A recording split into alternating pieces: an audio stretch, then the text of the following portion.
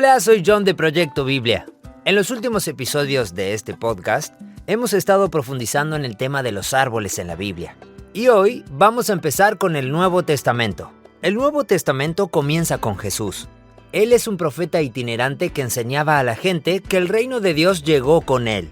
Tenemos muchas enseñanzas registradas en los evangelios y quizás no te sorprenda que una de las cosas de las que a Jesús le encantaba hablar eran los árboles.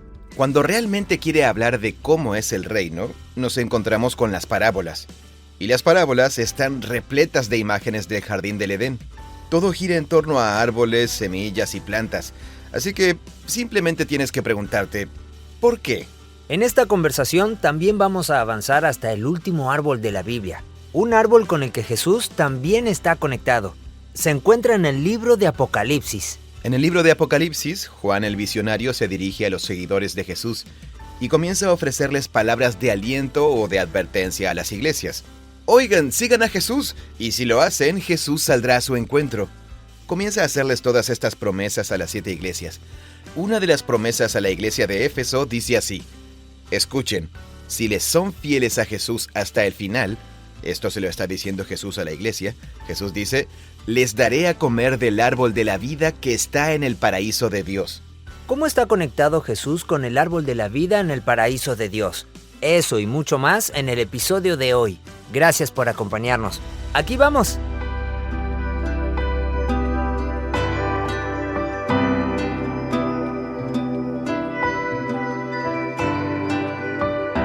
Muy bien, estamos hablando de un tema en la Biblia sobre árboles en lugares altos, que es un tema sobre si vivimos en la presencia de Dios y nos alimentamos de Él y de su sabiduría para encontrar la vida eterna. Que es un regalo para que los seres humanos puedan gobernar como sus amados colaboradores para siempre. Claro. Sí. Esa es la visión. Ese es el árbol de la vida. Eso, sí. O comer del árbol del conocimiento de lo bueno y lo malo, que es como decir, no, podemos encontrar sabiduría y poder bajo nuestros propios términos, al margen de Dios y su presencia. Sí, a mí este árbol me parece que está muy bien. Sí, parece más bien un atajo. Amigo, llevamos horas siguiendo este tema. Por fin vamos a llegar a Jesús. Sí, por fin llegamos a Jesús. Llegamos a Jesús.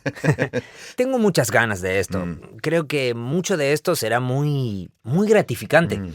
Ya ha sido muy esclarecedor todo el recorrido. Ha sido muy fructífero.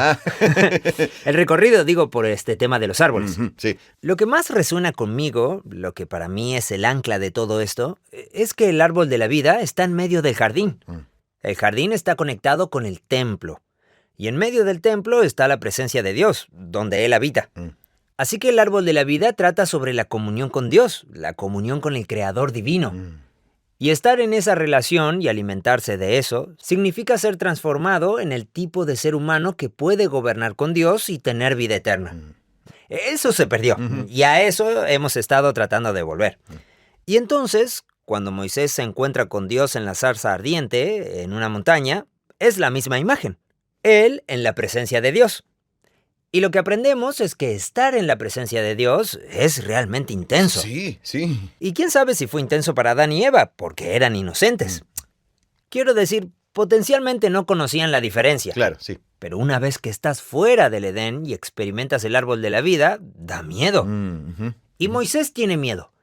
Y en el último episodio hablamos de Isaías teniendo una visión en el salón del trono de Dios, experimentando la presencia de Dios. El árbol de la vida. Y recordamos que el lugar santísimo en el templo de Jerusalén era una imagen y de hecho se concebía como el lugar donde el cielo y la tierra se unen. Así que es el Edén. Es el Edén. El Edén es donde está el trono de Dios. Y eso es el árbol de la vida. Cierto. Es el trono de Dios. Sí. Es alimentarse del trono, del poder y de la autoridad de Dios. La propia vida, poder y santidad de Dios. Exacto, sí. Sí. Y eso es algo peligroso. Correcto, sí. Sí, porque te puede consumir y destruir. Eso es lo que uno esperaría. Es lo que Isaías esperaba. Pero extrañamente no fue así. Un carbón de esta presencia tocó sus labios y en realidad lo purificó. Sí. Lo transforma para que ahora pueda convertirse en colaborador de Dios en la misión para con su pueblo. Sí. Isaías se convierte en la semilla del nuevo remanente en el libro de Isaías. Así es, sí. Y entonces ese es el árbol de la vida. Pero también está el árbol del conocimiento de lo bueno y lo malo, y representa la decisión de si vas a estar en la presencia de Dios y alimentarte de su vida o no. Y después de tomar esa decisión, el árbol del conocimiento de lo bueno y lo malo continúa siendo una elección y una prueba. Y cuando decides no comer de él, en realidad se convierte en un altar en el que puedes ofrecer un sacrificio y hacer expiación. Sí, por todos los que tomaron del árbol. Sí, por ti y por todos los demás. Sí, y entonces la pregunta es, bien, ¿de dónde surgió esta idea de la expiación? ¿Por qué crees que ahora puedes volver al árbol mediante un sacrificio? Y es porque Dios prometió que así sería, ¿verdad? ¿Verdad? Correcto. Después de que Adán y Eva salen del jardín, son exiliados, todo parece horrible, pero Dios dice, vendrá una semilla de la mujer. Él se va a encargar de todo este desastre malvado que es la rebelión y toda la violencia que ha surgido de ella. Va a vencer el problema de raíz. De raíz. Sí. Y aprendimos que la raíz del problema era este mal engañoso, la serpiente. O el pecado, en Génesis 4, la siguiente historia, llamado... En la siguiente historia es el pecado. Sí. Y mientras la semilla se enfrenta a este mal, la semilla también será destruida por él. Sufrirá las consecuencias... Sí, sufrirá, es eso. Y así te da la sensación de... es una expiación. Es un sacrificio en mi lugar. Sí, así es, sí, exacto. Y entonces ahora estás como esperando a que una semilla se sacrifique por nosotros para que podamos volver al árbol de la vida. Sí, para abrir el camino de regreso allí arriba. Claro, exacto. Recuerda que los querubines custodian el camino hacia el árbol de la vida. Estoy buscando a alguien que pueda reabrir ese camino. Entonces Noé hace un sacrificio y no es el mismo, pero es un sacrificio. Y Dios dice, sí, genial, me gusta este sacrificio. A Abraham se le dice que sacrifique a su hijo y piensas, una semilla que va a ser sacrificada. Pero entonces Dios dice, no lo mates. Aquí tienes un carnero en su lugar. Correcto, sí. Así que ahí tenemos una expiación. Moisés, en un lugar alto, quiere sacrificarse a sí mismo por el bien de todo su pueblo. ¿Qué ha estado haciendo estos falsos árboles de la vida y adorando a dioses falsos? Y Dios dice, no, tú no vas a matarte, no vas a sacrificarte, sino que yo daré un regalo y perdonaré al pueblo. Y luego en Isaías llegamos a un personaje que sí va a sacrificarse y a sufrir. Y él es del linaje de David. Sí, del linaje de David. Otra parte de todo este tema es David y Jerusalén. Sí. Y también hablamos de eso, que es que David, cuando se convierte en rey, toma un lugar alto, un lugar elevado, estratégico, llamado Jerusalén, y construye allí su casa con árboles del Líbano. Y luego sube el Arca del Pacto, que es el mismísimo corazón del lugar santísimo. Así que ahora Dios habita en esta montaña. Está recreando el Edén. Y Dios dice, sí, la semilla vendrá a través de tu linaje. Esto es lo que quiero. Y eso nos llena de entusiasmo. No será David, pero vendrá de este linaje. Pero luego, a medida que lees la narración bíblica, eso se corrompe. Sí, totalmente. Y la gente está construyendo sus falsos árboles de la vida con estos ídolos falsos, en estas colinas falsas, que son falsos edenes. Y es como si Dios dijera, esto es ridículo. Y entonces el profeta Isaías dice, Dios va a exiliar a todos de la montaña, fuera de la tierra. Va a empezar de nuevo. Todos estos ídolos falsos serán talados. E incluso Jerusalén, que era la montaña sagrada, el nuevo Edén, se ha convertido en un ídolo falso y va a ser talada. Pero quedará un remanente y brotará una nueva semilla. Ese remanente comienza con alguien que despierta en medio del jardín del Edén. ¿Isaías? Sí, y es purificado por el fuego del árbol de la vida. Y luego se convierte en el ícono de la nueva semilla que será plantada en el nuevo Edén. Así que Israel está como en desorden. Y uno piensa, se supone que ellos son la semilla. Pero Isaías está diciendo, todavía queda algo. Queda un germen de eso. Es el remanente. Han sido transformados y a través de esa semilla vendrá aquel que hemos estado esperando. Exacto. El siervo sufriente. Sí, así es. Y entonces el poema del siervo sufriente en el libro de Isaías comienza con Dios diciendo, mi siervo prosperará, será enaltecido, levantado y en gran manera exaltado. ¿Cómo? El poema continúa, él sufre y da su vida por los pecados de su pueblo. Y es precisamente esa muerte la que es su exaltación al lugar más alto del nuevo Edén. y él declara justos ante Dios a los muchos que eran pecadores. Y después el resto del libro concluye con todos estos asombrosos poemas sobre los nuevos árboles del jardín del Edén que Dios plantará en el nuevo Edén gracias al siervo. Y los árboles son personas. Claro. Los árboles son personas, la nueva humanidad. Sí. Entonces, fíjate, todas estas montañas, Edén, Ararat, ¿Dónde estuvo Noé? el monte Moriab, ¿Dónde estuvo Abraham? claro, el monte Sinaí, luego Jerusalén, la antigua Jerusalén, Sí, la montaña de David. con David, sí. Y todas ellas se ven como indicadores que van construyendo el camino hacia la nueva Jerusalén, Edén, Sinaí, Moriah. Sí, son todas manifestaciones. Un anticipo de ello. Sí, un anticipo. Así funcionan los patrones temáticos. Ujú. Te impulsan hacia adelante en el relato, creando en el lector la expectativa de que la historia se resolverá en el lugar alto Edén definitivo, con el siervo definitivo de Dios. Así que sí, esa es la Biblia hebrea, amigo. Y solo hemos cubierto, ¿qué son? ¿6? ¿6 montañas? Sí, 6 lugares altos. claro, sí, totalmente. Podría mostrarte otras 15 historias donde esto se desarrolla. Jerusalén parece convertirse en el lugar más importante. Sí, lo es, porque ahí estaba el templo. Mm. Pero ese templo se corrompió. Por eso a Jesús le importaba tanto Jerusalén. Jesús se crió con esta literatura. Leía su Biblia. Sí, Jesús nació dentro de esta historia. Y como digo, probablemente con demasiada frecuencia, no tenía el cerebro frito por Twitter, la televisión y todo. Estos textos eran como la multimedia que los rodeaban a él y a su familia. Sí, formó su mente y su corazón. Su visión de la realidad, sí. Ujú. Así Sí, que... como ser humano. Como ser humano. Sí, porque Jesús era un ser humano. Claro, sí, totalmente, sí. Y en otro sentido, Jesús era más. Mm. Y su imaginación y realidad no fueron formadas. Cierto, sí. El vientre de María se convierte en un pequeño Edén, donde la palabra de Dios planta, ya sabes, su propia semilla celestial, por así decirlo.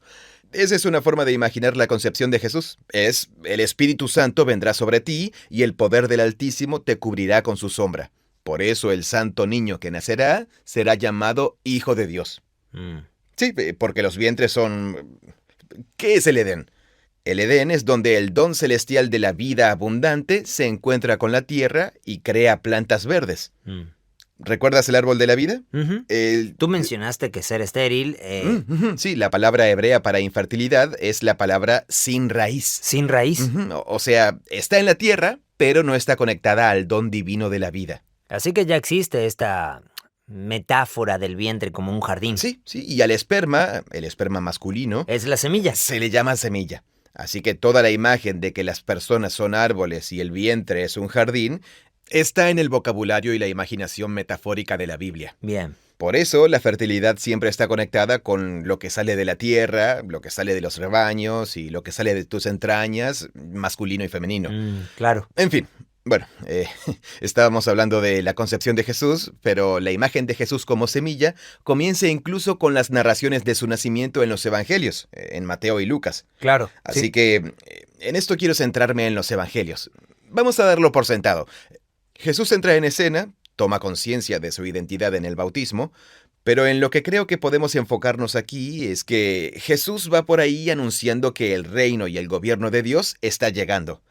Ajá. Y que Él es quien los trae. Mm. Eso nos remonta directamente a Génesis 1. Dios quiere gobernar el mundo a través de un colaborador humano. Todas estas personas han fallado en los lugares altos, toman del árbol equivocado.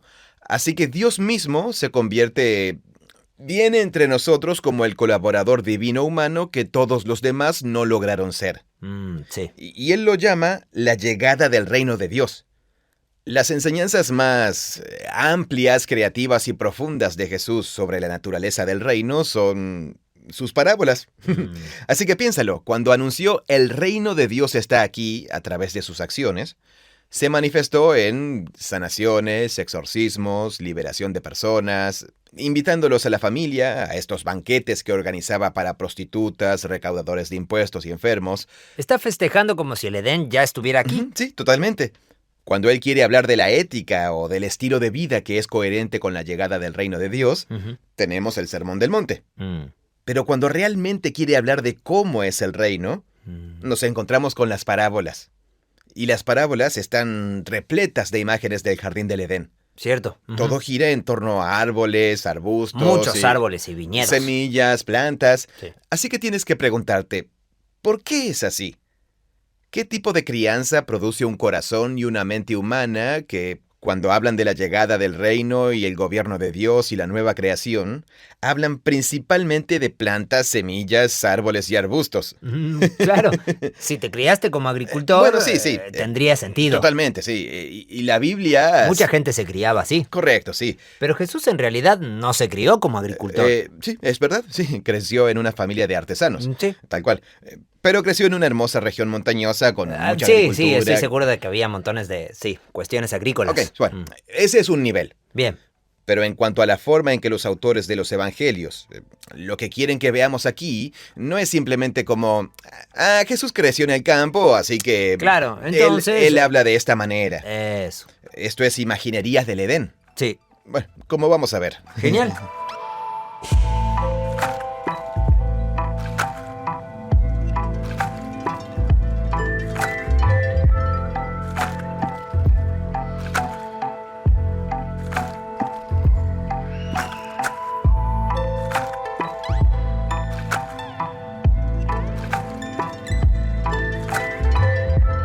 Mateo 13 es una de las mayores colecciones de las parábolas de Jesús sobre el reino. Jesús reúne a un gran grupo de gente y empieza a enseñarles sobre la buena noticia del reino. Y cuenta una parábola famosa. Había un agricultor y salió a sembrar muchas semillas. Entonces, mientras esparcía la semilla, creo que a esto se le llama en español sembrar al voleo. Sí, recuerdo cuando aprendimos eso, sembrar al voleo. Que significa esparcir a lo lejos. Ujú, sí. Bien. Entonces, al esparcir la semilla, una parte cayó junto al camino. Ya sabes, como que rebotó fuera del... Sí, al suelo duro. Eso, sí. Y vinieron las aves y se la comieron.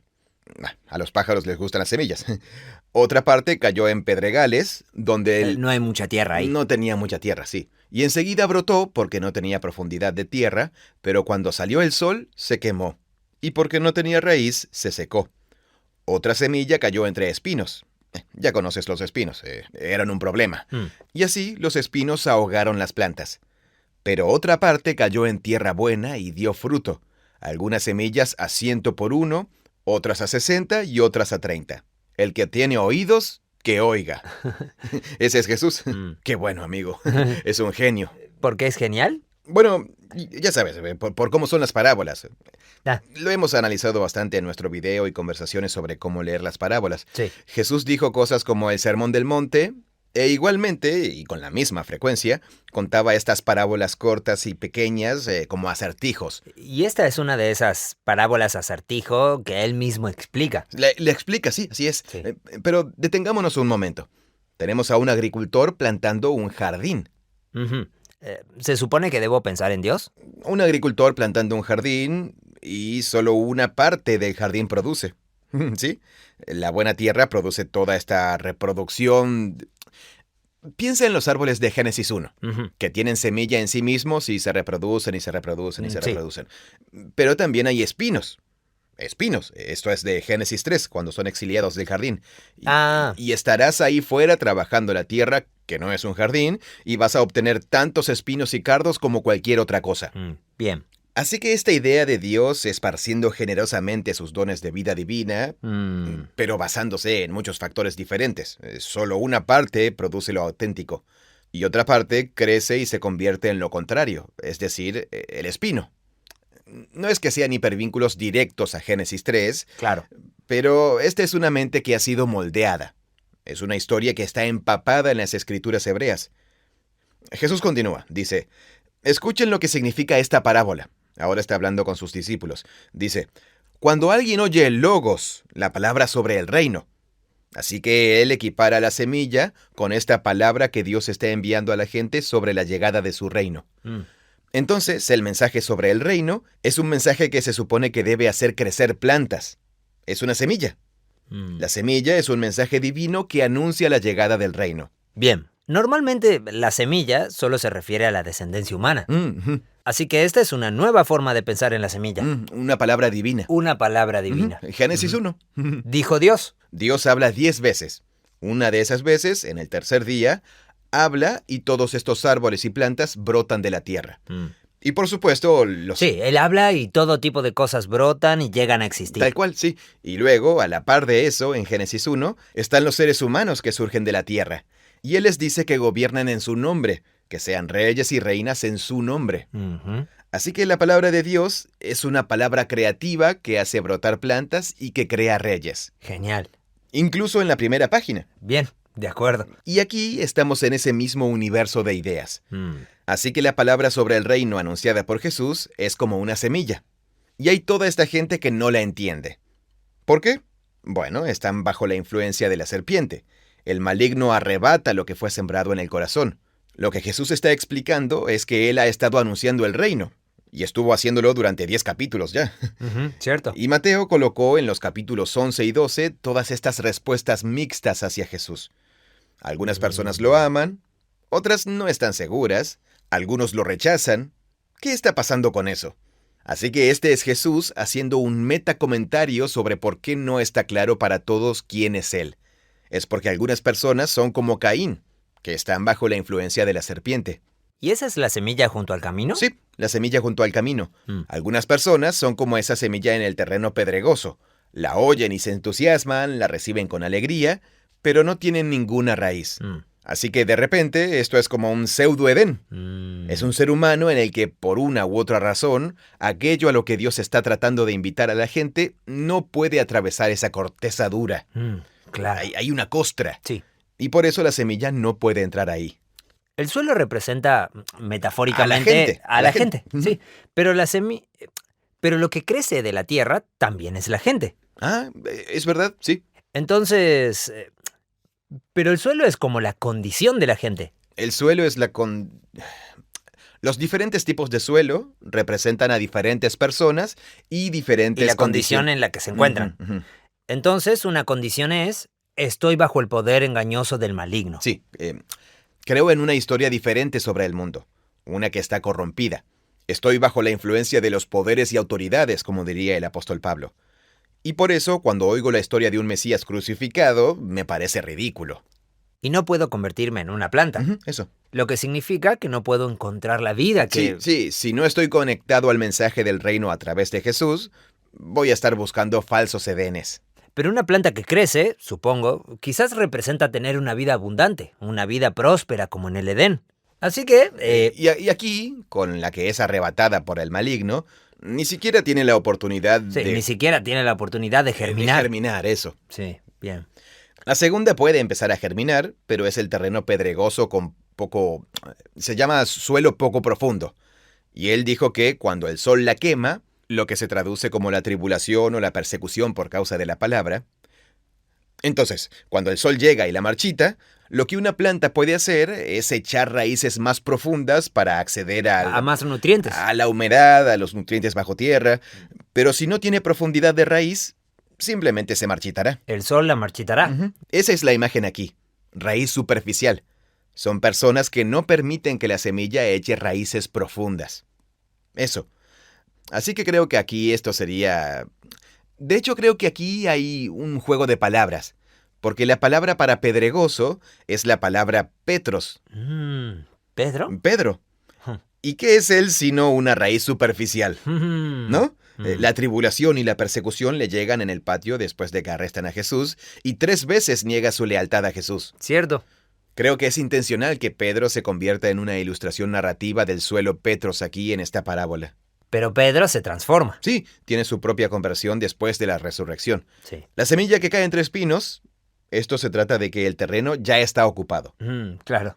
Ese suelo, ese lugar ya está ocupado por... ¿Otros relatos? Otra planta, pero es una planta que... Sí, otros mensajes. Que es una señal del exilio y de la salida del Edén. Son las preocupaciones de esta vida, el engaño de las riquezas. Los falsos árboles de la vida van a competir con el verdadero árbol de la vida que Dios quiere plantar. Sí, eso es interesante. Cuando nosotros creamos falsos árboles de la vida, los creamos para que sean árboles hermosos y frondosos. O, cuando digo nosotros, digo en la narración bíblica. Y también nosotros mismos cuando perseguimos algo que creemos que nos traerá vida, pero no lo hace. Creemos que algo es bueno y hermoso, y aquí es como si dijera, No, esos son espinos. Son espinos, sí, totalmente. Y es la consecuencia del exilio. Exactamente. Ujú. Sí, de la misma manera que los israelitas en tiempos de los reyes miraban y veían a todos sus vecinos cananeos en todos los lugares altos y, ya sabes, a este tipo le va bien y adora a Acera. Este es nuestro tercer año de sequía aquí en la región montañosa de Judea. Claro. Y el profeta Elías dijo que Yahweh es quien la está causando. Mi Dios trae la sequía. ¿Entiendes? Y a ese tipo le está yendo bien este año en el valle de al lado. Así que voy a seguir a Baal. Esa es la idea. ¿Tiene sentido? Claro, sí. Que uno ocupara el terreno con espinos. Claro, correcto. ¿Por qué dejarías que hubiera espinos en la tierra? Porque crees que van a traer vida. Sí.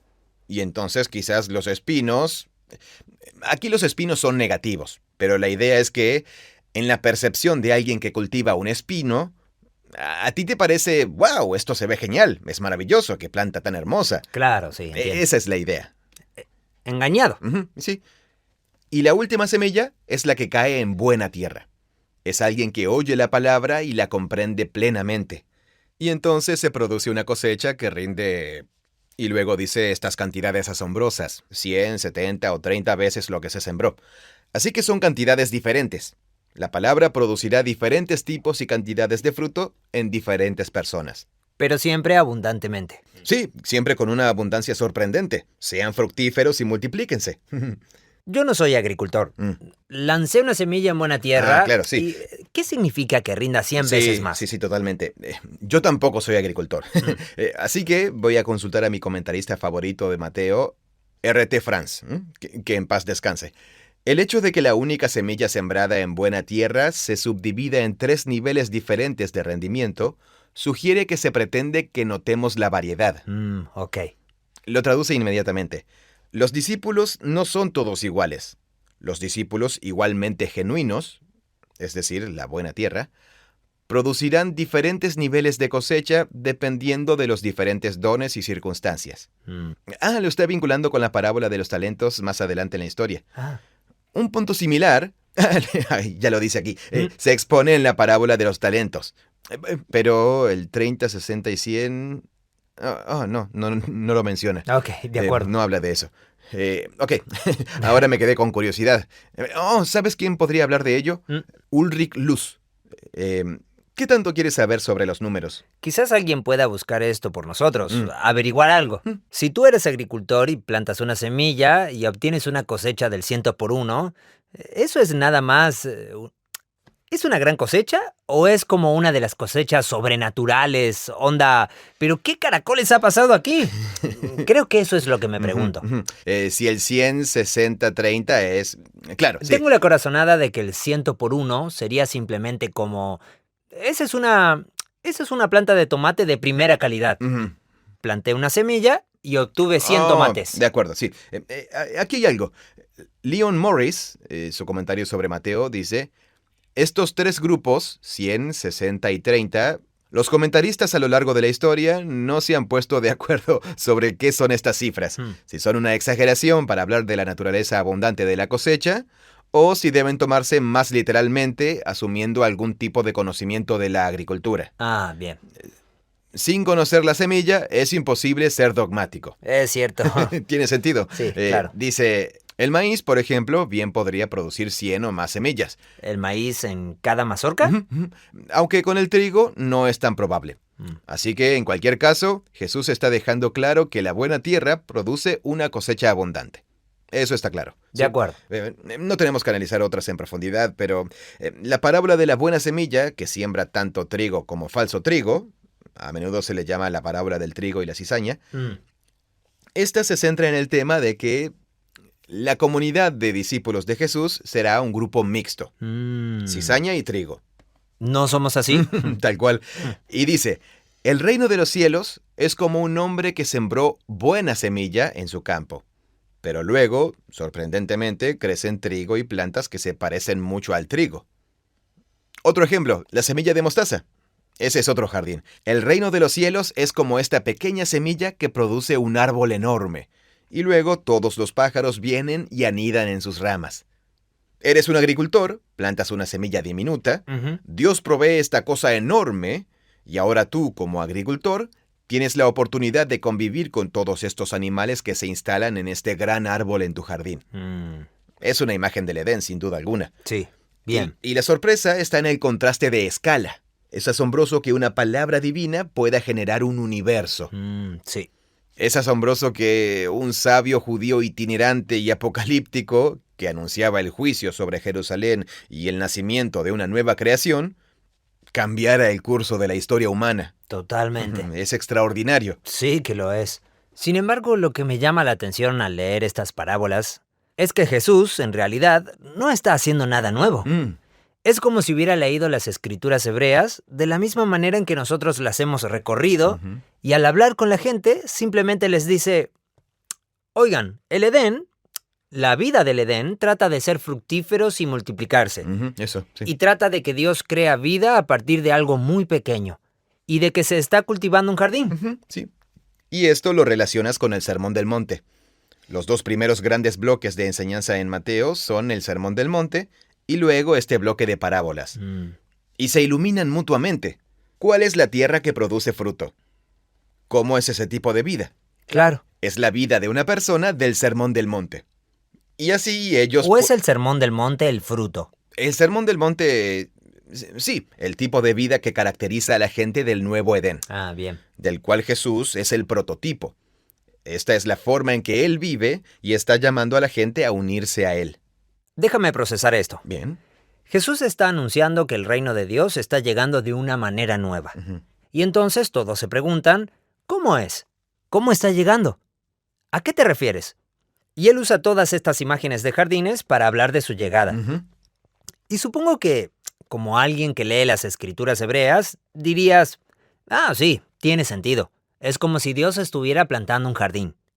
Así que supongo que a lo que voy es que, hasta este punto, mi reacción es, genial, asombroso. Si he estado siguiendo la narración hebrea, pienso, todo esto tiene sentido. Claro, claro. Y señalar esto quizás no sea una observación tan emocionante, pero creo que simplemente encaja en el patrón más amplio de que Jesús habla del reino como un jardín que está cultivando nuevas y sorprendentemente grandes cantidades de plantas, vida, árboles y demás. Y está invitando a la gente a ser plantada en este jardín. Exacto, eso, sí. Bueno, demos el siguiente paso.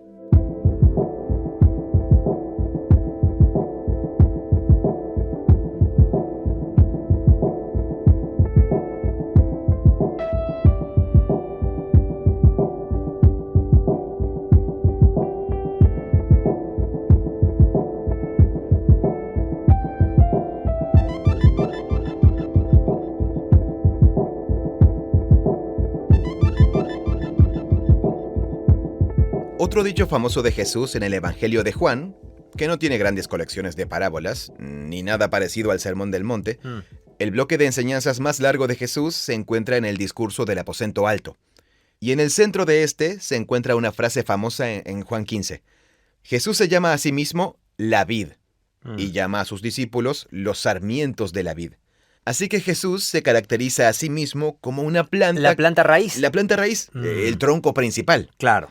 Y luego dice, mi Padre es el que cultiva esta vid, y todos ustedes son los brotes y las ramas que salen, que llevan el fruto de la vid. Yo soy la nueva humanidad, y ustedes también pueden serlo. Eso. Así que volvemos a las personas son árboles. Sí. Jesús es el nuevo árbol de la vida que crece en el nuevo jardín. Dios está cultivando un nuevo jardín del Edén. Yo soy el árbol de la vida. Y en lugar de decir, así que vengan a mí y coman... Lo cual sí dice. Es cierto, sí. Pero en este caso, lo que dice es, si todos ustedes me siguen, confían en mí y están conectados a mí, entonces realmente se convertirán en descendencia mía. Ahora, ¿crees que está hablando de ser el árbol de la vida o simplemente de estar en un jardín? Bueno, yo soy la vid, ustedes son los sarmientos. La metáfora base es, yo soy el tronco central de una planta. Ah, claro. Y ustedes están creciendo a partir de mí. Bien. Por lo tanto, el fruto que ustedes producen es sustentado por mí. Sí, claro. Se parecerá a mí, proviene de mí. Entendido. Separados de mí, nada pueden hacer. Claro. Entonces, cuando lo conecto de nuevo con el Edén, estoy haciendo una conexión interpretativa. Ok, bien. Pero lo que digo es que cuando lo conectas con el Edén, hay todo tipo de árboles frutales en el Edén. Sí. El árbol de la vida es un árbol muy especial. Ah, entiendo, sí. Tienes razón, sí. Pero me doy cuenta de por qué lo dices. Jesús dice, el Padre y yo uno somos. ¿Y qué podría significar más que yo soy el árbol de la vida? Y es interesante que en la parábola del sembrador, la gente tiene la oportunidad de brotar de la tierra. Tal cual, sí. Pero aquí en Juan 15 es como si dijera, de hecho, ¿saben qué? Otra forma de pensar en esto es que no van a brotar de la tierra, van a brotar de mí. De mí, sí, eso es. Yo estoy en la tierra. Jesús se convierte en el árbol del cual brota cada parte de la nueva creación. La buena tierra soy yo. Así es, Jesús se convierte en la buena tierra. Es genial. Eso mismo. Tienes a Jesús hablando de su mensaje como algo que hace crecer plantas nuevas, pero en esa escena también se lo muestra a él mismo como la planta.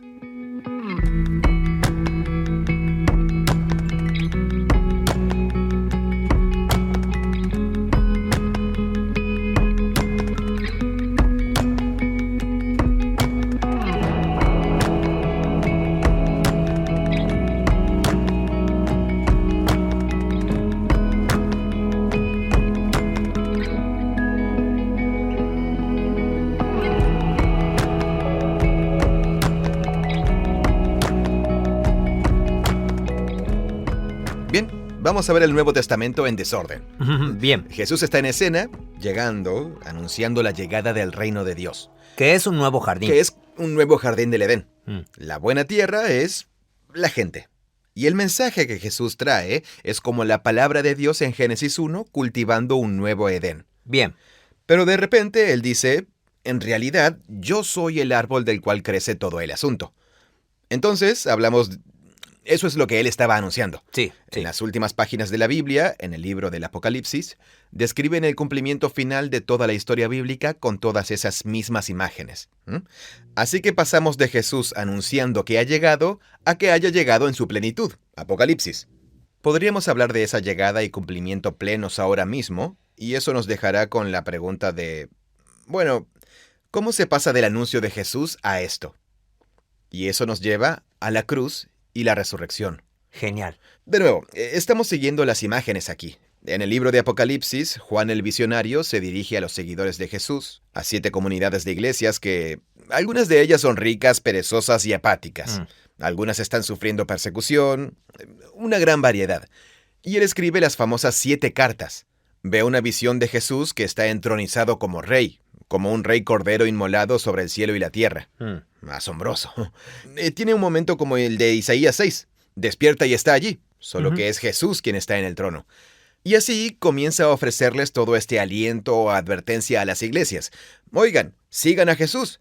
Y si lo hacen, Jesús saldrá a su encuentro. Comienza a hacerles todas estas promesas a las 7 iglesias. Una de las promesas a la iglesia de Éfeso dice así. Escuchen, si le son fieles a Jesús hasta el final, esto se le está diciendo Jesús a la iglesia, dice, les daré a comer del árbol de la vida que está en el paraíso de Dios. El Edén de Dios. Sí.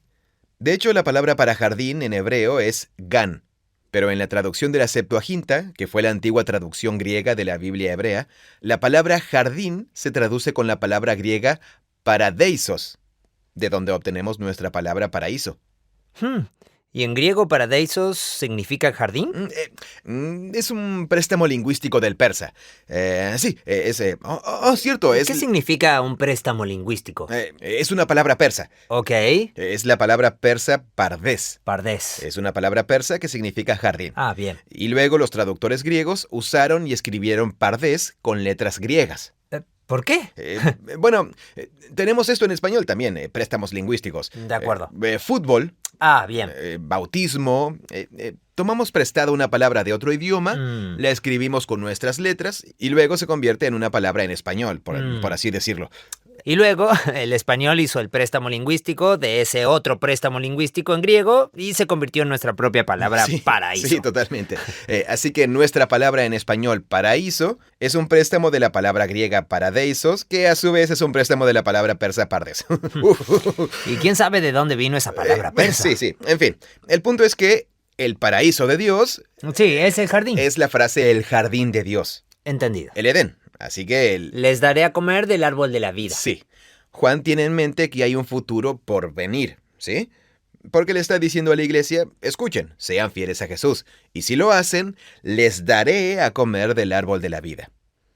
Hay una realización que aún está en el futuro. Claro. De un futuro que... Yo pensaba que seguir a Jesús ya era comer del árbol de la vida, que era ser parte del árbol de la vida. Correcto, sí, así es. Y eso es cierto. Sí, es cierto, sí. Sí. Jesús dijo que el reino de Dios ha aterrizado, Mm. pero es como una semilla de mostaza. Mm. Es pequeño, da fruto y lenta y sorprendentemente dará fruto en el nuevo Edén definitivo. Porque el árbol de la vida da vida eterna. Exacto, sí. Y todavía vamos a morir. Sí, mi cuerpo se desgasta cada día. Claro, sí. Así que aunque estoy participando del árbol de la vida en cierto sentido, en otro sentido todavía no lo he tomado por completo. Correcto. Volvemos al reino de Dios y la vida eterna. Esto es lo que Jesús dice en Juan 17. Y esta es la vida eterna, que te conozcan a ti, el único Dios verdadero, y a Jesucristo a quien has enviado. Así que la vida eterna comienza ahora.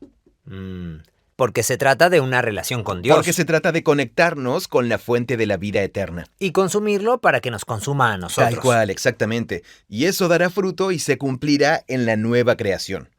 Similar a lo que Pablo dice en Corintios, donde habla de que la luz de la vida creativa de Dios es como una vela dentro de una vasija de barro agrietada. Así que su vasija de barro exterior se está desmoronando y agrietando, pero dentro de ella está la vida del nuevo Edén. De manera similar aquí, para esta iglesia perseguida o apática en Éfeso, aún existe la plena realización de sus esperanzas en el paraíso de Dios. Y eso es un marco que crea una tensión. ¿Cómo es que los seguidores de Jesús, perseguidos o apáticos y perezosos, Claro. cómo es su viaje hacia el nuevo Edén? De eso se trata el libro de Apocalipsis. Y el arco narrativo de Apocalipsis culmina en los 2 últimos capítulos. Y aquí he reunido las imágenes del Edén. Apocalipsis 21. A ver, te dejo. Vamos a ir turnándonos para leer. Ok, bien. 21:1 dice: Entonces vi un cielo nuevo y una tierra nueva, porque el primer cielo y la primera tierra pasaron, y el mar ya no existe. Y vi la ciudad santa, la nueva Jerusalén, que descendía del cielo, de Dios, preparada como una novia ataviada para su esposo. Hay muchísimas imágenes sucediendo aquí al mismo tiempo. Totalmente, sí. Pero ¿quieres que nos centremos en que hay una nueva Jerusalén que desciende del cielo? Descendiendo a un cielo nuevo y una tierra nueva. Y es el reencuentro del esposo y la esposa. Piensa en el jardín del Edén. Hay imágenes del Edén aquí.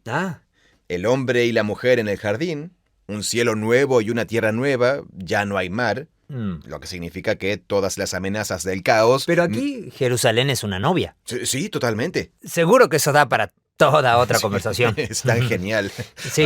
Amigo. De acuerdo. Sí. Sí, sigo. Sí. Entonces oí una gran voz que decía desde el trono: el tabernáculo de Dios, que es el epicentro donde está el árbol de la vida, está entre los hombres. Está aquí en la nueva tierra. Aquí está el nuevo templo. Y Él habitará entre ellos serán su pueblo, y Dios mismo estará entre ellos. Es comer del árbol de la vida. Sí, ahí lo tienes. La nueva Jerusalén, el templo, el Edén, viene todo junto en el mismo paquete. Y está descendiendo del cielo. Porque cuando estos momentos de Edén ocurrían en la historia bíblica, eran sorpresas. Sí. Toman a la gente por sorpresa, como Jacob en su sueño. Pero esto es imaginar un momento en que esa sorpresa se apodera de toda la creación y la impregna. Así que no es ir al cielo, es el cielo viniendo a la tierra. El cielo y la tierra reunificándose. Luego, en el versículo 10, él llama a esta nueva Jerusalén. Dice, me llevó en el espíritu a un monte grande y alto, y me mostró la ciudad santa, Jerusalén, que descendía del cielo, de Dios, y tenía la gloria de Dios. Es lo que uno llama la nube de gloria sobre el monte Sinaí. Sí, o sea que está en llamas. Y sobre el templo. El brillo de la ciudad santa, monte alto, lugar glorioso, era resplandeciente como una piedra preciosa, una piedra de jaspe cristalino. Luego me mostró el río de agua de vida. Espera, jaspe transparente como el cristal. O sea, es rojo, pero puedes ver a través de él. Jaspe traslúcido, sí. El río de agua de vida. El agua de vida también es transparente como el cristal. Y que salía del trono de Dios y del Cordero. Que es, ya sabes, el Edén, ¿no? El el agua de vida saliendo del centro del Es jardín. ese río que sale del centro del Edén. Claro. En medio de su calle, fíjate en la ciudad, el jardín, la montaña, todo se está fusionando aquí. Sí, claro. Así que tienes una calle que pasa por el medio. Esta calle... Una autopista. Supongo. También hay un río que quizás es como una calle que tiene... ¿Un río al lado? Al lado, sí, un camino junto a un río. Y a cada lado del río estaba el árbol de la vida. A cada lado del río Sí, estaba el árbol de la vida. sí. Es interesante. ¿Verdad que sí? Sí. Intenta imaginarlo en tu mente. Sí, bueno, has hablado de... ¿Cuál es ¿cómo se llaman esos árboles que en realidad son solo un organismo? Los álamos temblones. Los álamos temblones. Sí, sí. Sí, están todos arraigados juntos y en realidad son una sola sí, cosa. Totalmente, sí. Me imagino algo así. Sí. Es que lo fascinante es que dice muy claramente en un lado y en el otro. Lo que te haría pensar que son dos árboles separados, pero luego usa la forma singular árbol de la vida. Sí. Es un gran ejemplo de lo que es una metáfora. ¿Y qué está produciendo? 12 tipos de frutos. El nuevo Israel, la nueva humanidad. La nueva humanidad. Dando su fruto cada mes. Igual que la persona árbol de la vida de Salmo 1, que da su fruto a su tiempo. Y las hojas del árbol eran para la sanidad de las naciones. ¿Esa es una idea exclusiva de aquí? ¿O es algo en lo que se está inspirando? Bueno, el punto es que son 12 tipos de frutos de este árbol. Toda la historia llegó a través de la historia de Abraham. Claro. Pero siempre ha sido para todas las naciones. Entonces el fruto es como... Es Israel reconstituido, pero también es para todo el mundo, toda la tierra. Así es, sí. Igual que la bendición dada a Abraham fue siempre para que todas las naciones pudieran ser bendecidas. Ya veo, sí. Es la misma idea aquí. Claro. Y luego la escena termina con Dios diciendo, yo soy el alfa y la omega. Espera, entonces el árbol de la vida sí. está produciendo la nueva humanidad. Esto está conectado con Jesús diciendo, yo soy la vid, ustedes los sarmientos. Cierto. Sí. Como diciendo, yo soy el árbol de la vida, ustedes crecen de mí. Ahora esta nueva humanidad está dando fruto. Correcto, sí. Y es el nuevo Israel, pero es el nuevo Israel para todas las naciones. Sí, cumplido en el Mesías Jesús. Lo que significa que el punto central es que, a través del nacimiento del nuevo Israel en la misión de Jesús, se dio a luz a la nueva humanidad. Es el Evangelio de Lucas y Hechos, en pocas palabras. Genial. Sí, es genial. Y luego la escena termina, versículo 14. Bienaventurados los que lavan sus vestiduras, esa es una imagen de pureza del templo, para tener derecho al árbol de la vida y para entrar por las puertas a la ciudad. Y en Apocalipsis, lavas tus ropas en la sangre del Cordero. Sí, la expiación. Si permites que la muerte del Mesías sea por ti, entras al jardín. Tienes acceso al árbol de la vida, lo que significa que puedes entrar y salir libremente de la ciudad santa. Y esto es Génesis 3:15. Sí. El siervo. Así es. Que sangró por ti, sufrió por ti, hace expiación por ti para que puedas ser puro. Sí. Sí. Dios envió a uno que fue al exilio y a la muerte, tal como nos sucede a todos nosotros porque hemos comido del árbol equivocado. Él no lo hizo, pero de todos modos fue a ese destino. Para que tengan derecho... Para poder abrirse paso hasta el otro lado. Al árbol de la vida. Vencer la serpiente y reabrir el camino de regreso. De regreso al árbol de la vida. Y termina con... Ahí lo tienes. Es tan coherente. Como narración, digo. O sea, la Biblia es realmente complicada. Sí. Pero hice este ejercicio, creo que fue en mi primer o segundo semestre en la universidad. Era un ejercicio de leer Génesis del 1 al 3, leer Apocalipsis 21 y 22 y anotar todas las imágenes paralelas que encuentres. Oh, genial. Y la primera vez que lo hice, me quedé alucinado. Después ya es cuestión de, a conectar los puntos de un extremo a otro. Rastrear todas esas ideas. Claro, sí. Y en cierto modo, el video del árbol de la vida es el fruto de aquel proyecto de hace tantos años. Bueno, nuestra última parada en esta conversación es cómo se pasa de Jesús en Galilea diciendo que la nueva creación está llegando a la llegada plena de la nueva creación. El camino llevó a Jesús a Jerusalén. Lo llevó a Jerusalén, a un lugar alto. Sí, a un lugar alto en la ciudad de Jerusalén, donde tiene su propio momento de prueba en un jardín y un momento que se cumple en el árbol del Gólgota.